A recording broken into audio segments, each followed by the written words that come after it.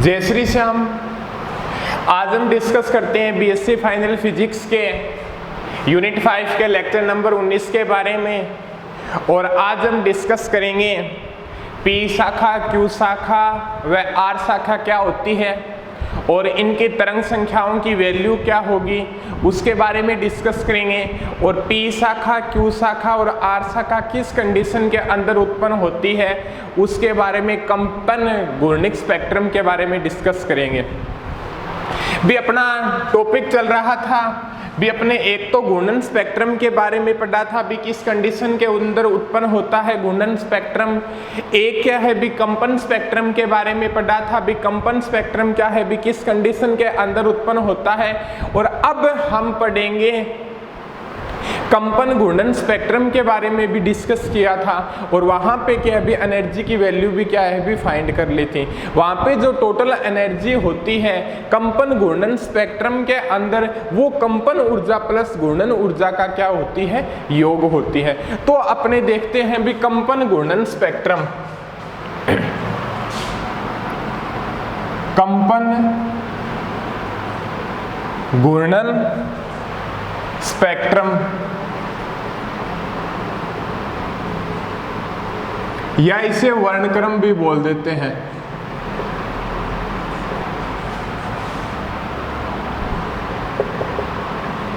ठीक है। अब जो कंपन घूर्णन वर्णक्रम है वो किस कंडीशन के अंदर उत्पन्न होता है उसके बारे में भी हमने डिस्कस कर लिया था। जो इसका स्पेक्ट्रम का जो आरेख होता है वो इस प्रकार से होता है। एक साइड में थोड़ा सा आपको, वैसे तो हम बता चुके हैं, थोड़ा सा आपको और बता देते हैं।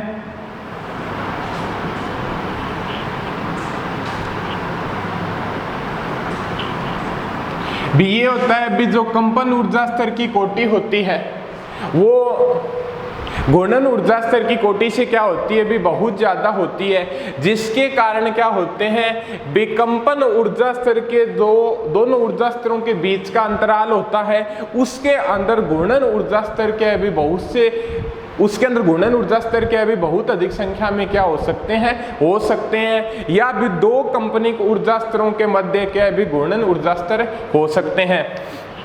तो यहाँ पे मान लीजिए भी J = 0 और ये J = 1 और J =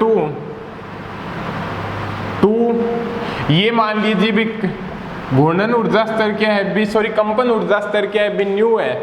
ठीक है, न्यू। और यहां से क्या है, भी न्यू = 1 स्टार्ट होता है। तो ये जो बीच का स्पेस हो गया न्यू = 0 और न्यू = 1 के बीच का क्या हो गया, भी ऊर्जा अंतराल हो गया। और अपने ये बताया भी कंपन ऊर्जा स्तर के जो ऊर्जा अंतराल का होता है, भी दोनों का ऊर्जा अंतराल होता है, वो कंपन क्वांटम संख्या के ऊपर डिपेंड नहीं करता, वो क्या रहता है, भी समान बना रहता है। बट क्या होता है, भी घूर्णन ऊर्जा स्तर के अंदर जो बीच का अंतराल होता है वो कंपन क्वांटम संख्या का मान इंक्रीज होने के साथ क्या होता है, भी ऊर्जा अंतराल भी क्या हो जाता है, बढ़ता जाता है। किस कारण से, घूर्णन क्वांटम संख्या का मान इंक्रीज होता है, तो वहां पे घूर्णन ऊर्जा की वैल्यू भी क्या होती है, इंक्रीज होती है। तो ये देखिएगा, ये क्या हो जाएगा, भी J = 0, J = 1 और J = 2। पीछे ग्राफ क्या भी हम अच्छे तरीके से क्या भी कर चुके हैं, यहाँ पे क्या भी सिर्फ नॉर्मल डिस्कस कर रहे हैं। तो आगे क्या होगा,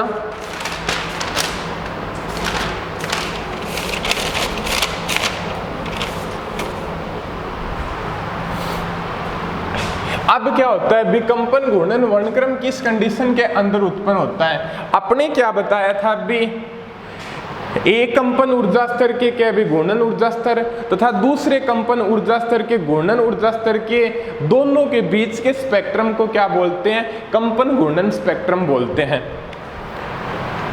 और जो ये कंपन घूर्णन स्पेक्ट्रम क्या होता है, भी अवशोषण प्रकृति का होता है। तो यहां से अपना क्या हो जाएगा, भी 0 से लेके 1 तक और 1 से लेके 2 तक, तो डेल जे की वैल्यू यहाँ पे क्या हो जाएगी, +1 हो जाएगी, यही होगा। और यहाँ पे क्या हो जाएगा भी आपका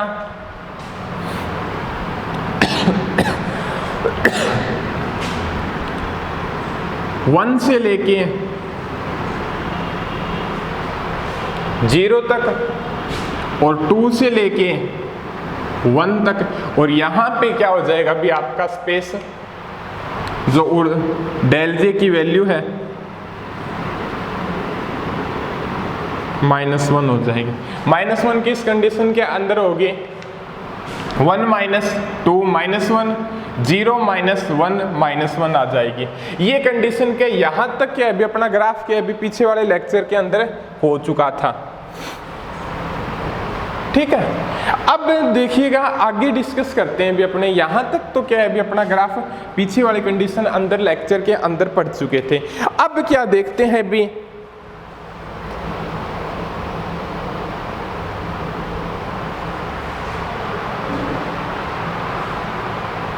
P शाखा, Q शाखा और R शाखा क्या होती है, P शाखा क्या होती है, Q शाखा क्या होती है और R शाखा क्या होती है, उसके बारे में डिस्कस करते हैं। भी फर्स्ट देखिएगा भी एक तो आपकी क्या होती है भी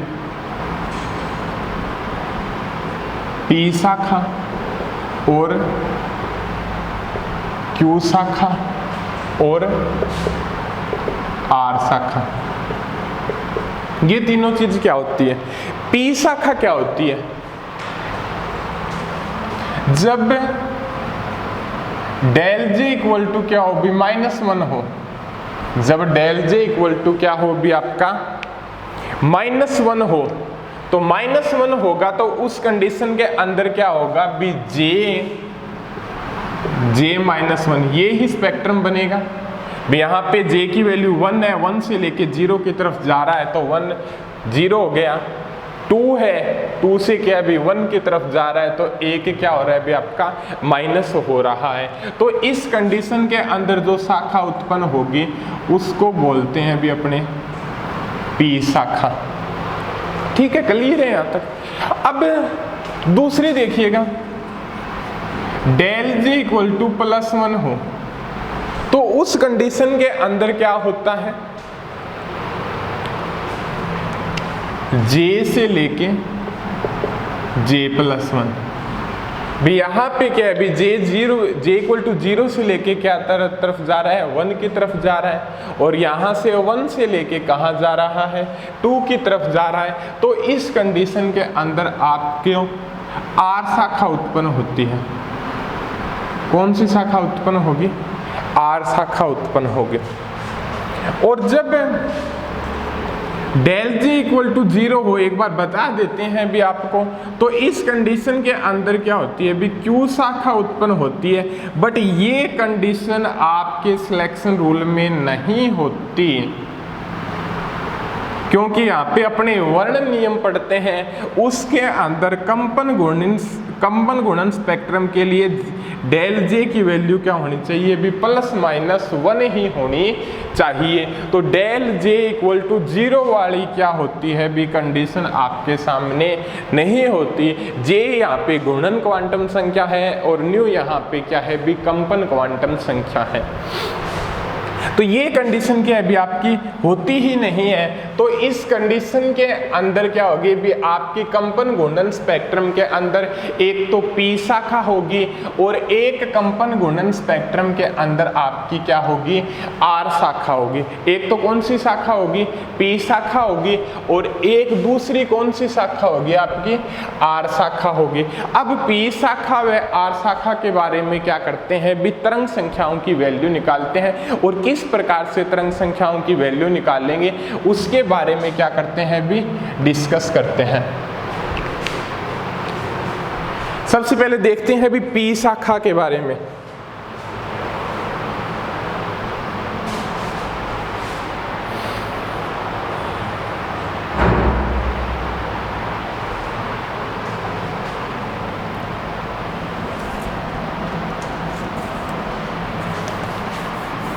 P शाखा के बारे में डिस्कस करते हैं भी।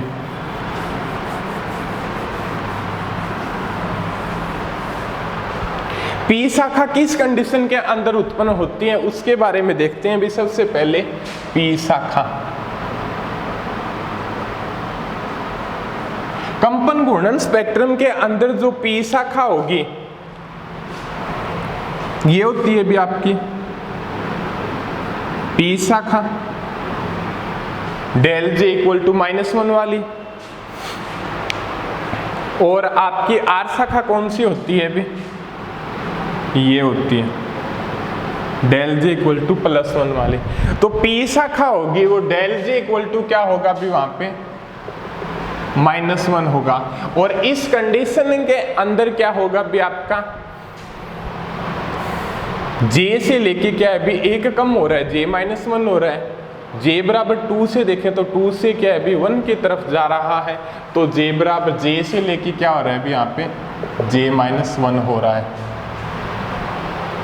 1 - 2 -1, 0 -1 -1, ठीक है। जे से लेके क्या हो रहा है अभी आपका जे -1 हो रहा है। तो यहाँ पे क्या है भी तरंग संख्या की वैल्यू निकालेंगे, तो वो किस प्रकार से निकालेंगे भी देखते हैं।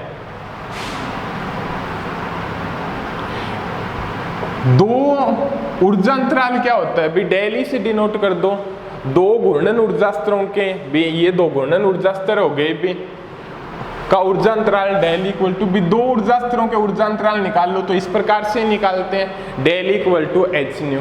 डेल क्या है यहाँ पे E2 - E1 है।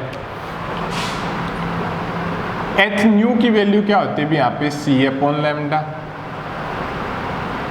1/λ क्या होता है अभी तरंग संख्या न्यू बार से डिनोट करते हैं, तो न्यू बार क्या आ जाएगा अभी डेल E/hc हो जाएगा। ये चीज आ गई आपकी तरंग संख्या के बारे में। अब क्या है भी आपको निकालनी है जो तरंग संख्या की वैल्यू निकालनी है वो किस कंडीशन के अंदर निकालनी है भी पी शाखा के लिए निकालनी है। कौन सी शाखा के लिए निकालनी है भी हमें पी शाखा के लिए, तो वहां पे क्या लिखेंगे भी न्यू पी बार। तरंग संख्या हो गई, न्यू बार को क्या भी तरंग संख्या से डिनोट करते हैं, पी यहाँ पे लगा दिया पी शाखा के लिए। तो अब पी शाखा के लिए निकालेंगे तो ऊर्जा अंतराल क्या हो जाएगा, ऊर्जा अंतराल इसके अंदर कौन सी ऊर्जा आएगी भी टोटल ऊर्जा क्या होती है भी कंपन घूर्णन स्पेक्ट्रम के अंदर कंपन ऊर्जा प्लस घूर्णन ऊर्जा की क्या होती है भी बराबर होती है। यही होती है भी टोटल ऊर्जा क्या होती है भी संयुक्त कंपन घूर्णन ऊर्जा, कंपन ऊर्जा प्लस घूर्णन ऊर्जा। तो यहाँ पे डिनोट कर देंगे भी इस कंडीशन के लिए निकालना है, तो यहाँ पे क्या होता है भी ये चीज हो गई भी j बराबर 1 से लेके j बराबर 0 भी इनके बीच का ऊर्जा अंतराल हमें निकालना है। तो अधिक ऊर्जा इसकी है क्योंकि कंपन क्वांटम संख्या का मान इंक्रीज है, तो ऊपर वाले स्टेज के अंदर ऊर्जा अधिक होगी, इस ऊर्जा माइनस ये ऊर्जा क्या है भी कम कर देंगे। तो कंपन घूर्णन स्पेक्ट्रम के अंदर जो ऊर्जा होगी वो टोटल ऊर्जा से ही डिनोट करेंगे E, ठीक है।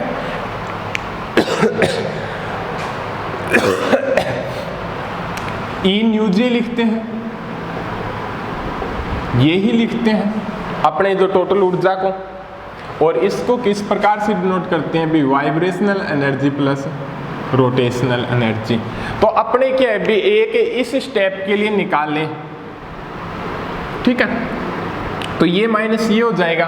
तो यहाँ पे कंपन क्वांटम संख्या के मान के लिए भी फर्स्ट कंपन क्वांटम संख्या के लिए अपने क्या भी निकाल रहे हैं, तो उस कंडीशन के अंदर क्या होगा वो देखते हैं भी। 1 j-1 बी कंपन क्वांटम संख्या 0 और 1 के लिए लेके चल रहे हैं अपने, ठीक है।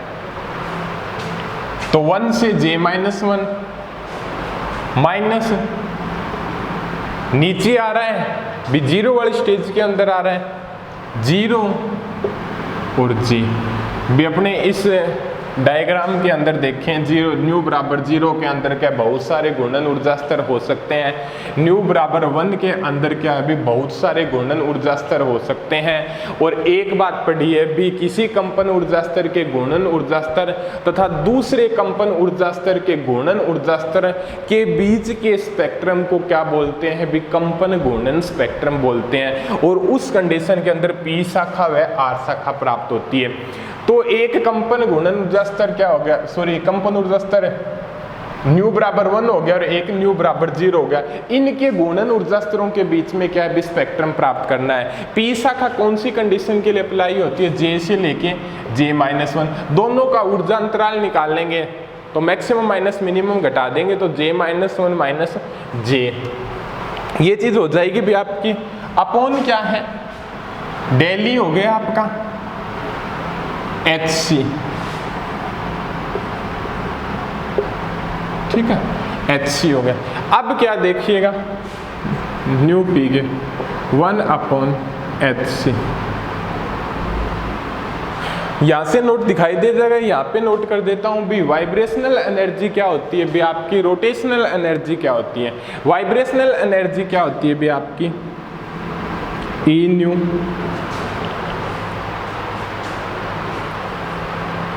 New plus 1/2 H cut omega 0, new plus 1/2 H cut omega 0 होती है।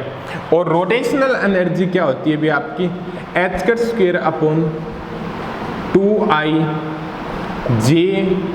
J प्लस 1, यही होती है H cut square upon 2I J plus 1। ये होती है भी आपकी वाइब्रेशनल एनर्जी, ये होती है भी आपकी रोटेशनल एनर्जी। तो यहाँ से इसको करेंगे तो आपके साथ सामने क्या चीज आएगी उसके बारे में देखते हैं।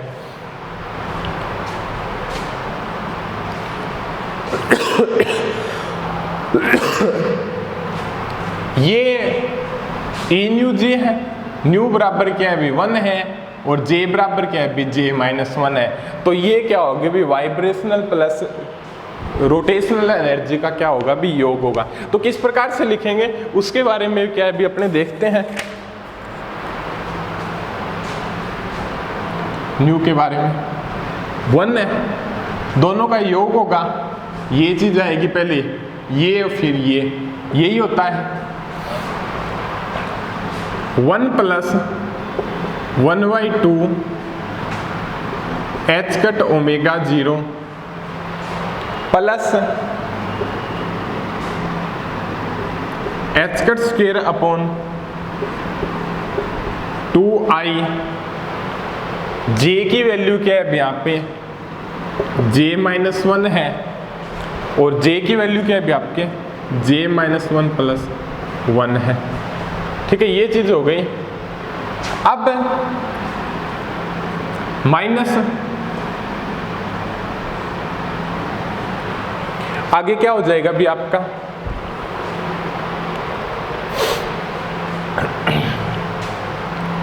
न्यू की वैल्यू क्या है भी आपकी 0 है, तो 0 प्लस 1/2 H कट ओमेगा 0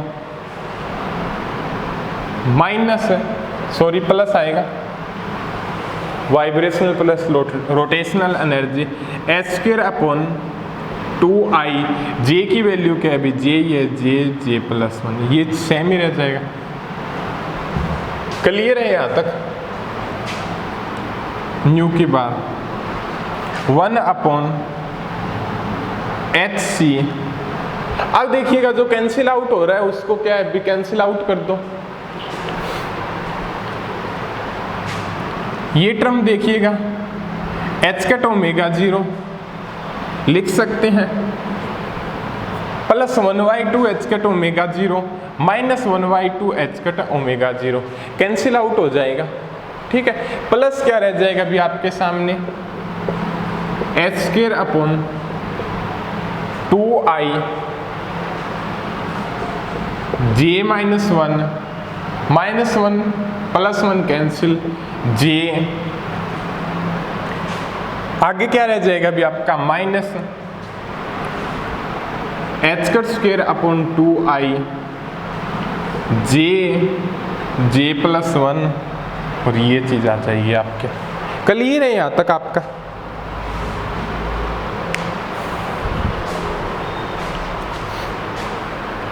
अब आगे देखते हैं भी।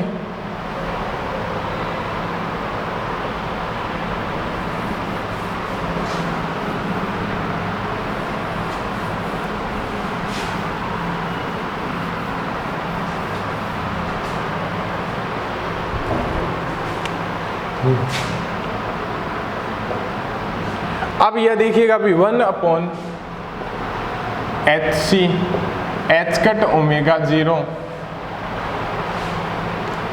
प्लस h²/2i ले लिया आपने बार। और आप क्या है भी बार क्या ले सकते हो भी, आप j बाहर ले सकते हो। अंदर क्या रह जाएगा भी आपका j-1 माइनस j+1, ये चीज रह गई। ठीक है,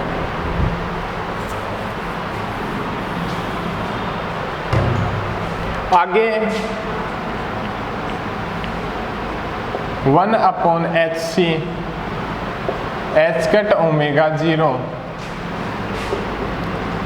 h²/2i j-1 minus j-1, j से j कैंसिल, -2 हो जाएगा।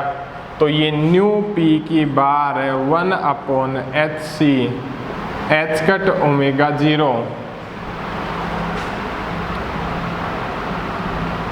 ये यहाँ पे क्या रह जाएगा टोटल, -2 आएगा, -2 से 2 कैंसिल, h²/i और j, ये चीज रह जाएगी भी आपके सामने। ठीक है, अब क्या है भी और सोल्व करते हो आप इसको। h कट की वैल्यू क्या होती है भी आपकी, h/2π। h कट की वैल्यू क्या होती है भी आपकी, h/2π होता है। तो h क्या आ जाएगा भी आपका, h/2π h कट क्या हो जाएगा भी आपका 2π h कट हो जाएगा। तो यहाँ से इसको अंदर ले जाओ, h cut omega 0c, h की वैल्यू क्या है भी 2π h cut c minus h cut square, h की वैल्यू क्या है भी आपकी 2π h कट c i और ये j, ये चीज आ गई आपकी। ठीक है, अब क्या है भी उसके बाद में अपने और डिस्कस करते हैं भी। कैंसिल आउट हो रहा है, उसको कैंसिल आउट कर दो।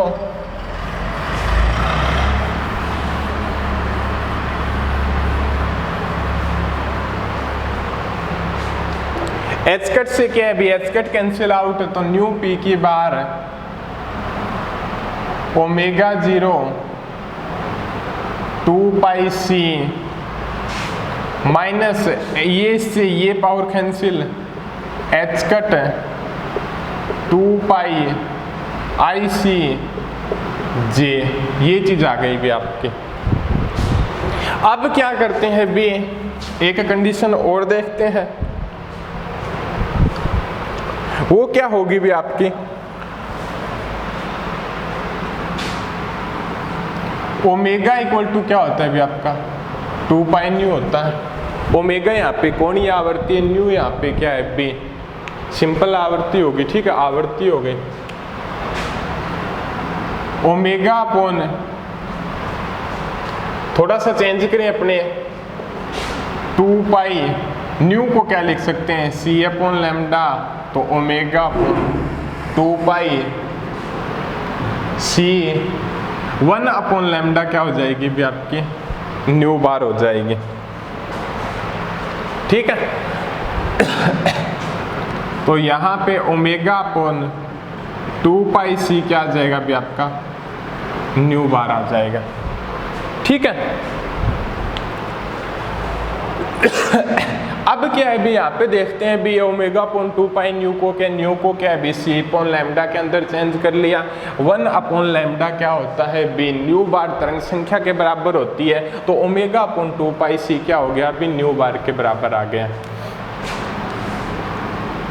तो यहां से क्या लिख सकते हैं भी ओमेगा 0 अपॉन 2 पाई सी न्यू ओमेगा 0 है तो न्यू 0 लगा दें, न्यू 0 बार माइनस एक आपने पढ़ा है भी घूर्णन नियतांक क्या होता है।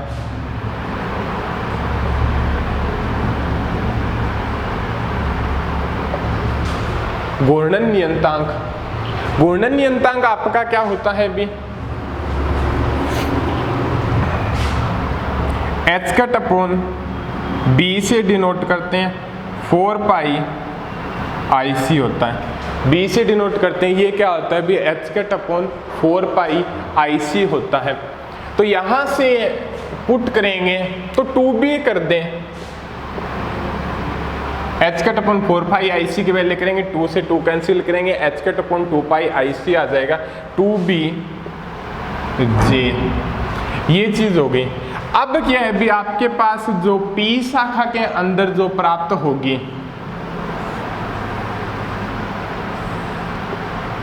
कौन सी शाखा के अंदर, P शाखा के अंदर जो क्या है भी जो प्राप्त होगी इस तरंग संख्या की क्या होगी भी हमारे सामने क्या है भी तरंग संख्या की क्या है भी रेंज प्राप्त होती है, और उसकी वैल्यू क्या है भी J की वैल्यू पुट करके क्या है भी अपनी इस कंडीशन की वैल्यू को क्या भी अब डिराइव कर सकते हैं। ठीक है, ये तो हो गया भी आपका P शाखा के बारे में। इस रेंज की क्या होगी भी आपके सामने प्राप्त होगी न्यू P के बाद न्यू 0 माइनस 2b जे यहाँ पे घूर्णन संख्या है, क्या है भी यहाँ पे घूर्णन क्वांटम संख्या, b यहाँ पे क्या है भी घूर्णन नियतांक हो गया। ठीक है, न्यू 0 भी क्या है बी न्यू 0 बार क्या है भी यहाँ पे तरंग संख्या है। ठीक है, ये तो हो गया भी आपका। अब डिस्कस करते हैं भी अपने आर शाखा के बारे में।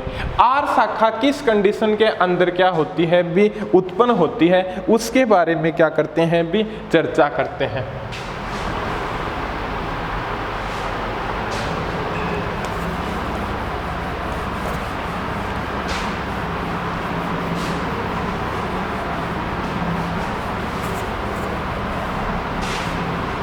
आर शाखा के बारे में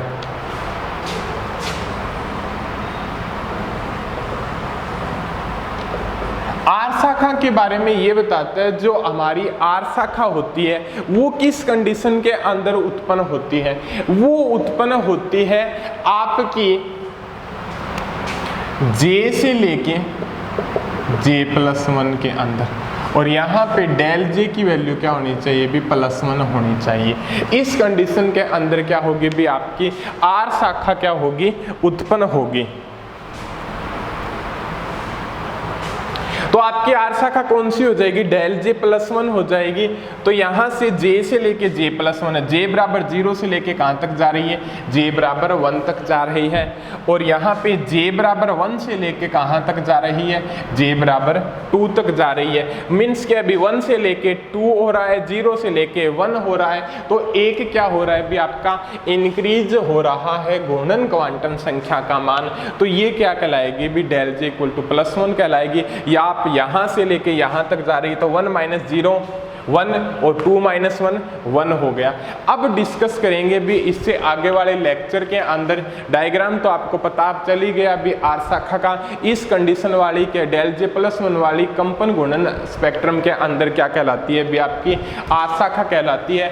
तो अगले लेक्चर के अंदर आर शाखा की क्या है भी तरंग संख्या के बारे में क्या करेंगे भी डिस्कस करेंगे।